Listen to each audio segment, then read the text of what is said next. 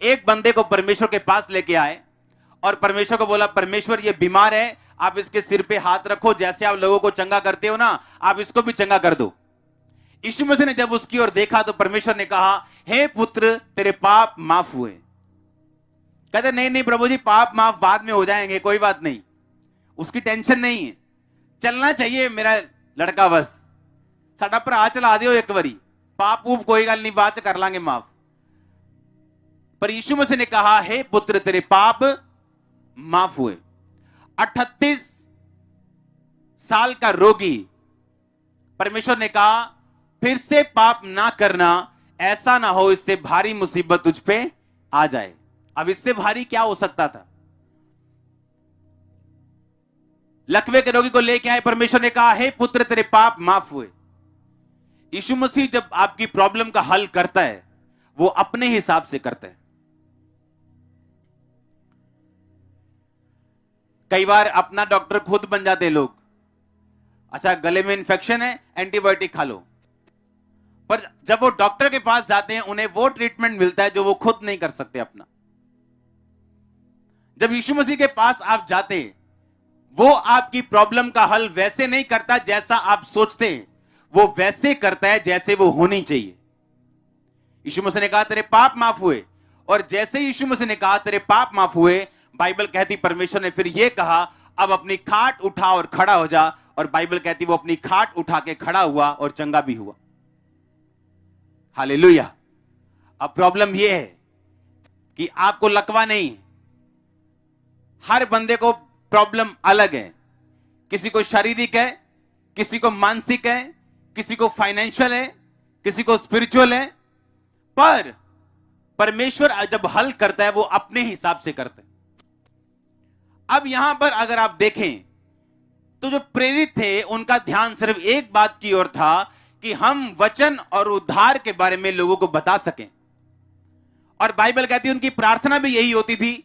जब उनका विरोध होता था, आके प्रार्थना करते थे, परमेश्वर उनकी धमकियों को देख अपने दासों को यह वरदान दे, तेरा वचन हम दलेरी के साथ, हियाव के साथ सुना सकें। चंगा करने के लिए अपने हाथ बढ़ा।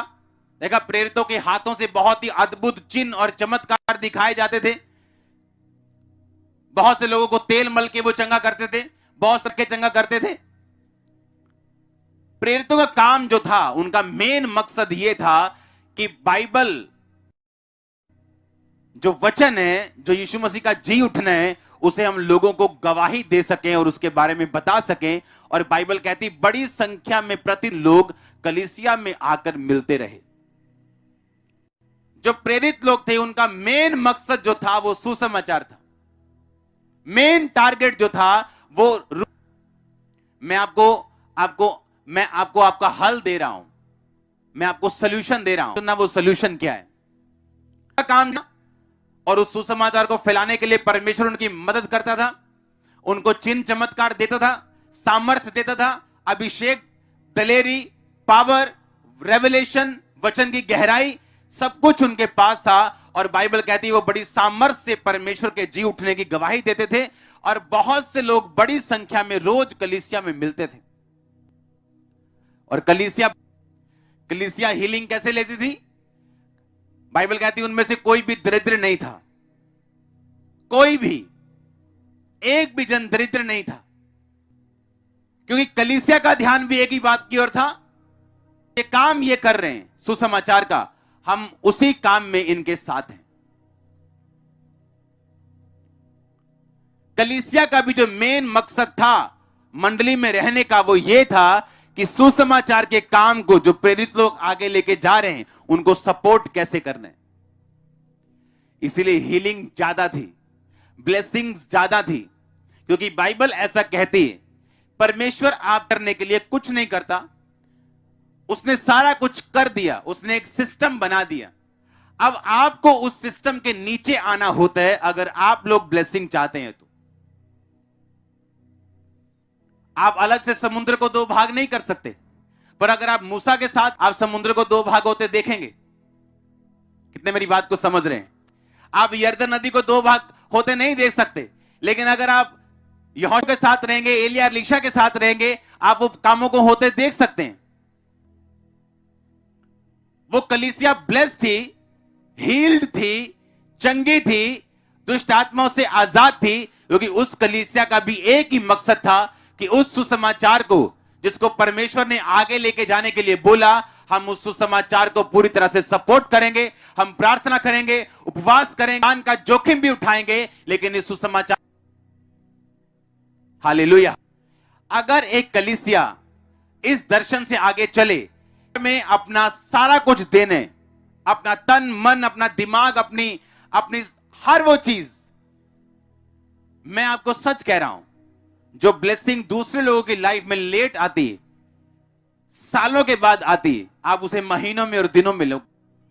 क्यों? क्योंकि आप परमेश्वर के हार्ट को समझ चुके हो, आप परमेश्वर के दिल को समझ चुके हो। उसका हार्ट है लोगों को बचाना, उसके दिल में है कि जो काम पवित्र आत्मा ने, जो काम यीशु मसीह ने किया, पवित्र आत्मा के द्वारा परमेश्वर वो काम को लोगों को बताना चाहते हैं कि वो जी उठे।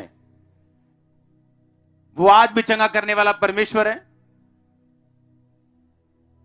वो मुर्दों में से जी उठा, वो एकमात्र परमेश्वर है, वही जीवित परमेश्वर है। और जो कलीसिया इस काम में, इस दर्शन में परमेश्वर के साथ होती, पहले हीलिंग लेती, डिलीवरेंस लेती, उसका घर डिफरेंट होगा, उसका घराना बचाया जाएगा, वो सारी ब्लेसिंग ऑटोमेटिकली अपने आप उसकी लाइफ में एंटर करना शुरू करती, क्योंकि उसने परमेश्वर के हार्ट को पकड़ लिया। कितने मेरी बात को समझ रहे हैं? एक बंदा यहां बैठा हुआ है, उसे अपने फाइनेंस की चिंता है। एक सिस्टर यहां बैठी है, उसे अपनी बीमारी की चिंता है। एक बंदा यहां बैठा है, उसे अपने कैरियर की चिंता है। ये सारी चिंताएं परमेश्वर ने कहा तुम छोड़ दो। अगर परमेश्वर चिड़ियों को, कौओं को खिलाना जानता है, वो तुम्हें भी खिलाएगा। कहता जो फूल है उन्हें इतने अच्छे परमेश्वर कपड़े पहनाता है कि इस दुनिया का सबसे अमीर राजा सुलेमान भी ऐसे कपड़े नहीं पहन सकता था। तो परमेश्वर ने कहा वो तुम्हें क्यों नहीं पहनाएगा, तुम्हें क्यों नहीं खिलाएगा। कहता पहले उसके धर्म और राज्य की क्या करो, खोज करो। आज लोग एक चक्कर में फंस चुके हैं। वो चक्कर क्या है? सैलरी आई, सैलरी खाली, जबकि उन्हें यह नहीं मालूम कि वो सैलरी आपके खाने पीने और आपकी लाइफ को व्यतीत करने के लिए नहीं परमेश्वर देता, वो एक बीज है आप लोगों के लिए। लेकिन हम समझते नहीं, और उसी सैलरी में सारी लाइफ बीत जाती है और कभी बढ़ते नहीं। क्यों? हम मेन मकसद को छोड़ चुके हैं। हमारा मेन मकसद है सुसमाचार आगे लेके जाना। अगर 10 रूहें आपके प्रेयर से, आपकी फास्टिंग से, आपके बोलने से, आपके बोने से बचती हैं, वो 10 रूहों का मतलब आपको नहीं मालूम। परमेश्वर आपकी प्रार्थना को सीरियसली लेते हैं। आपको क्या लगता है? हिजकिय्याह नबी ने प्रार्थना की, परमेश्वर तेरा नबी आके बोल के गया कि मेरी उम्र खत्म है, पर मैं तुझसे प्रार्थना करता हूं, मैं तेरे सामने धर्मी होकर चलता आया हूं, तेरे काम किए, मैं मरना नहीं चाहता, मेरी उम्र को बढ़ा। और बाइबल कहती अभी वो वापिस भी नहीं गया था, नबी उसको बोल के, परमेश्वर अपने नबी से कहता जा उसको बोल मैं उसकी उम्र को 15 साल और बढ़ाता हूं।